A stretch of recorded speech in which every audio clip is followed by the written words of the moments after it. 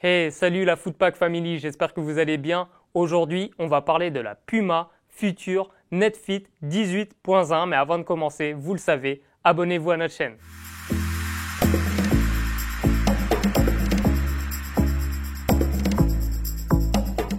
En novembre 2017, Puma a lancé sa nouvelle chaussure de foot, la Future NetFit 18.1.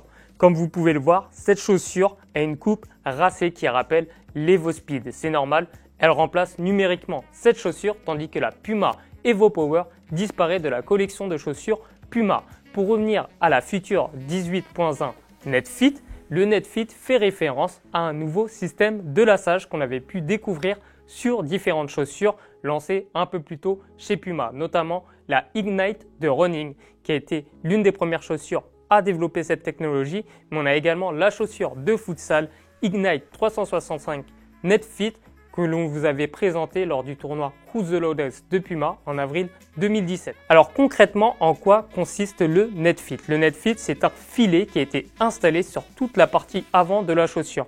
Ce système de filet est composé de plusieurs trous donc, et Puma vous incite à créer votre propre système de lassage. Comme vous le voyez sur cette paire de running, on peut vraiment s'amuser à mettre ces lacets un peu partout tout le long de la chaussure pour développer sa personnalité. C'est ce que Puma veut faire avec cette chaussure. On joue, on mise sur la créativité et sur la personnalité de chacun. Mais toutefois, on constate quelques différences sur la version future. Si on prend les chaussures de running et de futsal, on peut voir que cette cage a été ajoutée et qu'on voit que cette tige là derrière est libre. Tandis que sur la future, la cage a été directement intégrée à la tige qui utilise un matériau Evonite, donc une maille très fine cousue d'une seule pièce. On retrouve cette maille sur la chaussette comme vous le savez déjà. On avait déjà cette technologie sur l'EvoTouch par exemple. Et pour revenir au NetFit, on a moins de possibilités sur cette future parce que les trous sont moins nombreux. On a vraiment une partie arrière et une partie avant mais qui ne va pas sur le bout du pied contrairement à la chaussure de running.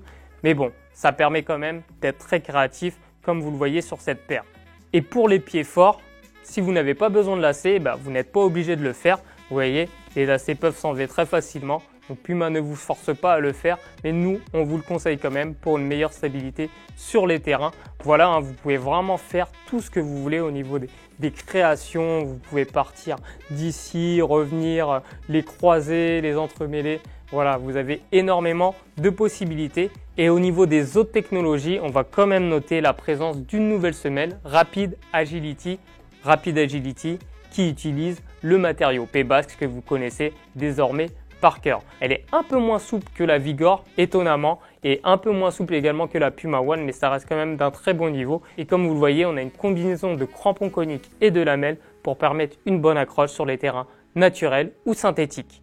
Pour le moment, la paire est disponible uniquement en quantité très limitée, mais à partir de janvier, ça devrait évoluer avec de nouveaux coloris. Là, on a la version Blackout.